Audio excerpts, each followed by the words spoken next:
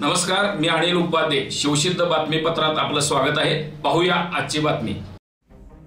हातकणंगले तालुक्यातील हालोंडी श्री 1008 सहस्त्रनाम आराधना महामहोत्सव मोठ्या उत्साहात दिनांक 31 पासून सुरू आहे. महामहोत्सवाचा आज दुसरा दिवस. पहाटे 5 वाजता मंगल घोषाने आजच्या धार्मिक कार्यक्रमाला सुरुवात झाली.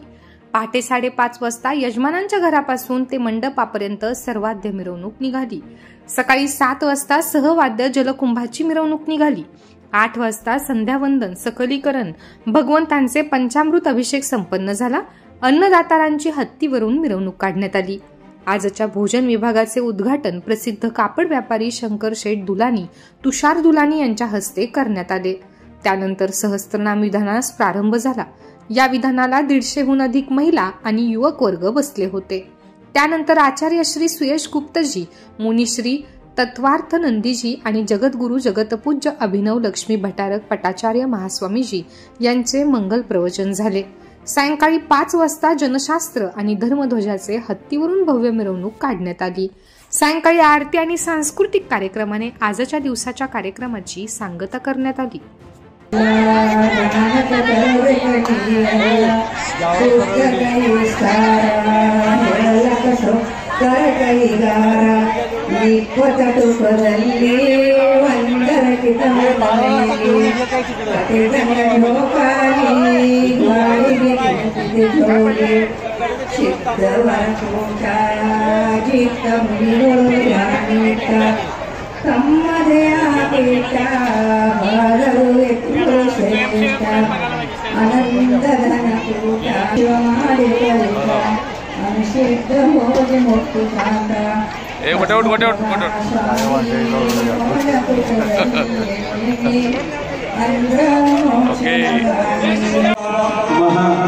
महाशत्रु के जेता की नमो हे तुम्हें नमन.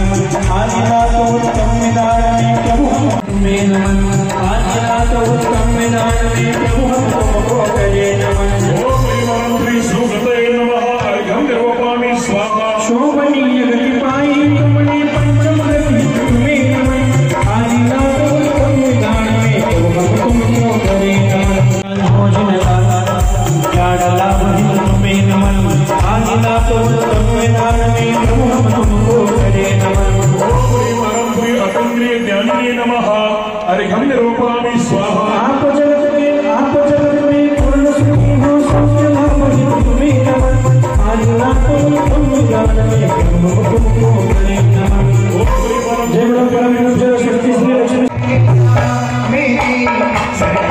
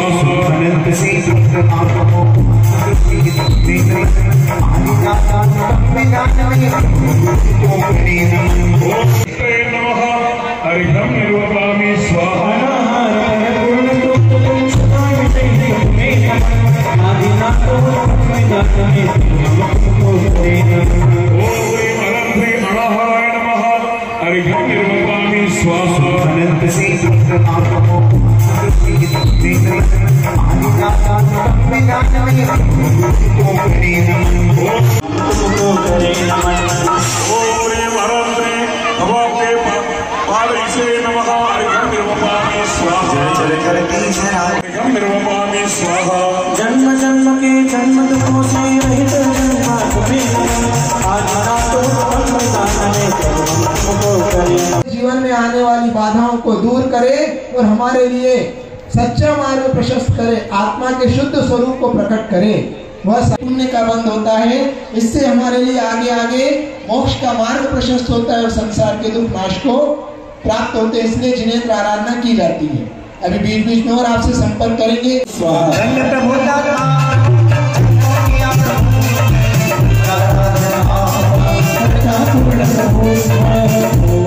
श्री प्रबुद्धात्मने नमः। अर्घ्यम निरूपा उसका कुछ पुरुषार्थ नहीं किया तो कर्जा सिर पर लेकर जाओगे, इसलिए अर्घ्यम निरूपामि की स्वाहा भी बोलना है और द्रव्य भी चढ़ाना है। ठीक है, बोलिए सब कर्मों का सिद्धियाय नमः। अर्घ्यम निरूपामि स्वाहा। सिद्ध साधि तीर्थी सिद्ध की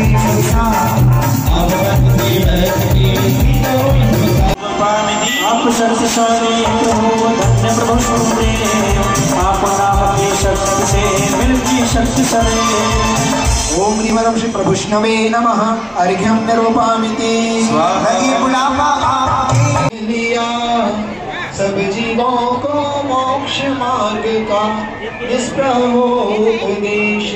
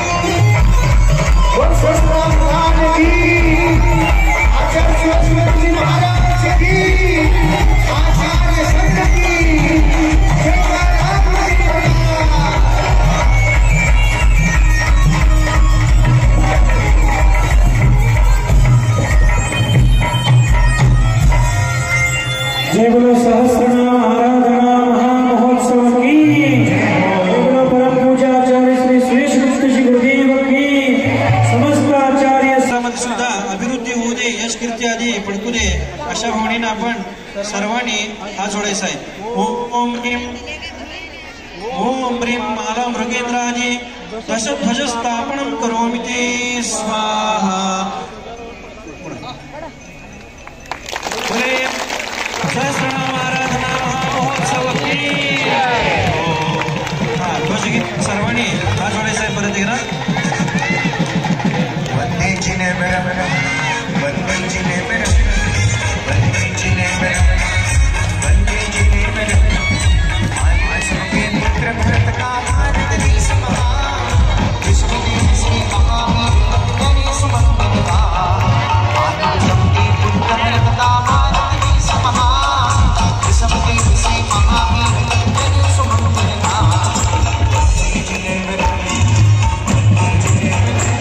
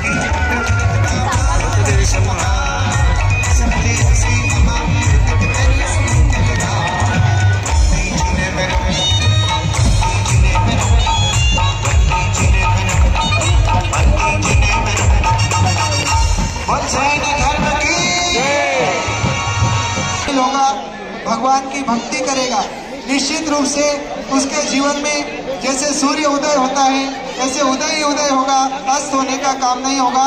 ऐसा तो ध्वजारोहण करता परिवार को, समस्त प्रतिष्ठाचार्य, विधानाचार्य, सभी इंद्र इंद्राणी, यज्ञ नायक, अष्टकुमारी आदि सभी को, मंडप उद्घाटन करता आदि सभी को बहुत सारा मंगल आशीर्वाद.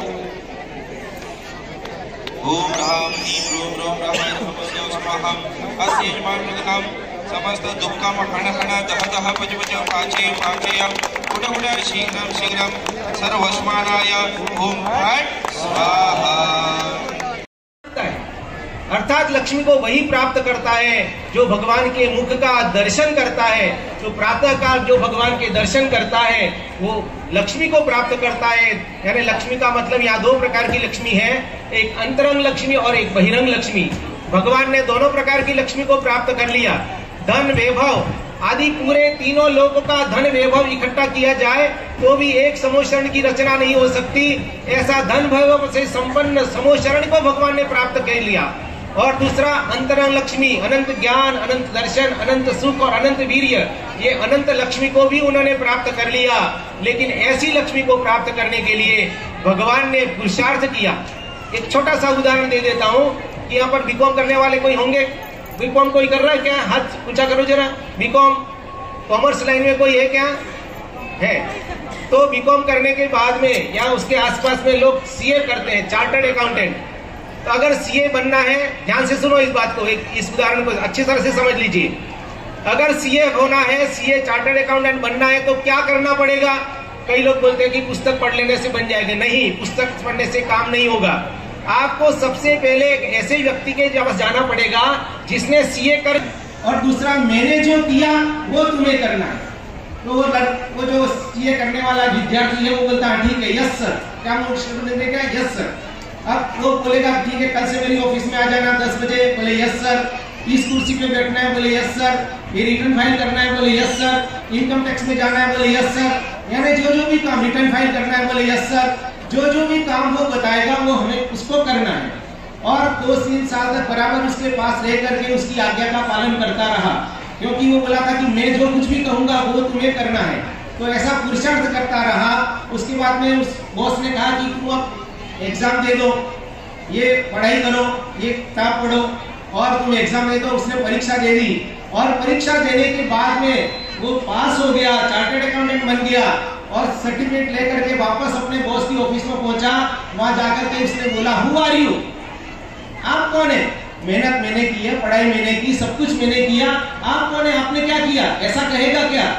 वो कदापि नहीं कहेगा। वो यही कहेगा कि आपने जो मुझे गाइडलाइंस दी, आपने जो मुझे मार्गदर्शन दिया और उसी मार्गदर्शन के फलस्वरूप आज मैं चार्टर्ड अकाउंटेंट बन गया, ऐसे ही हम सबको भगवान बनना है, चाहे पुरुष हो चाहे महिलाएं हो, सबको भगवान बनना है। और भगवान बनने के लिए हम भगवान के पास गए और जाकर के पूछा, बोला हमने, हे भगवान आप मुझे अपने जैसा बना दो। तो भगवान ने कहा ठीक है, मैं तुम्हें अपने जैसा बना दूंगा, कल से तुम मेरे पास में आ जाना।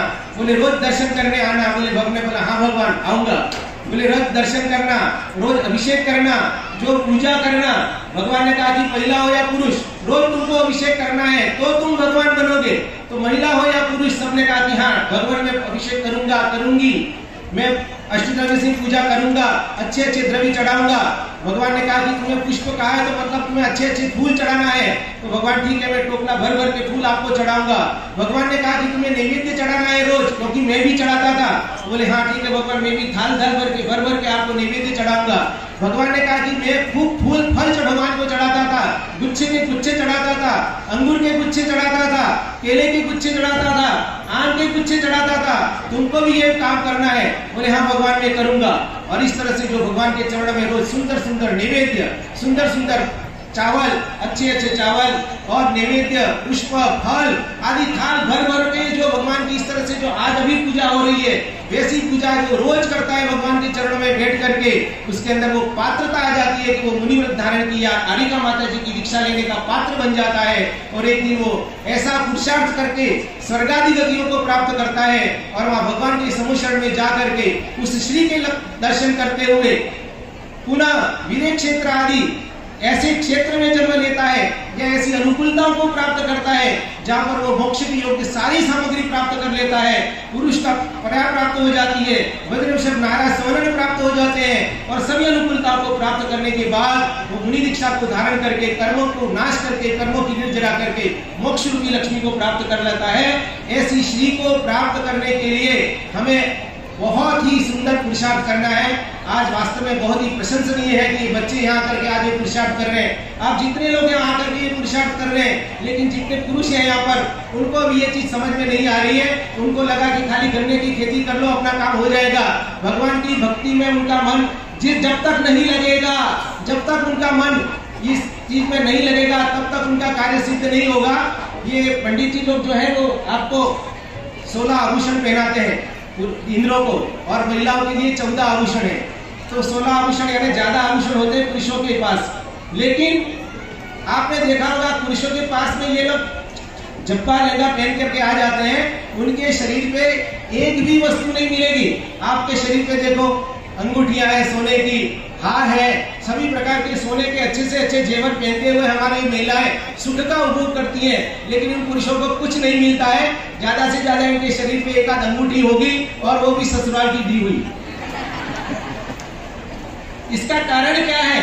इसका कारण यही है कि वो भगवान की पूजा नहीं करते, भगवान की दर्शन नहीं करते, तो उनको श्री कहां से मिलेगी? इसलिए अगर श्रीपति बनना है तो भगवान की रोज अच्छी अच्छी पूजा करना है। एक आप लोग अभी खाली 1008 अर्घ्य चढ़ाने, 1008 इन 5 दिनों के अंदर आप 20-20 लाख, 21-21 लाख, 50-50 लाख खर्चा कर रहे हैं। मैं बोल रहा हूँ खाली 40 रुपये का 1 डजन केला आता है, 12 केले आते हैं, 1000 केले रोज एक केला चढ़ा देंगे तो कितने रुपए का होगा? एक अंगूर का गुच्छा चढ़ा देंगे तो कितना पैसा लग जाएगा? कोल्हापुर से अच्छे अच्छे गुलाब के फूल एक टोकरी भर के ले आएंगे, 100 रुपए की, 50 रुपए की आएगी। आप 1000-2000 रुपए की सामग्री अगर भगवान के सामने चढ़ा देते हो तो उसका फल विशेष मिलेगा।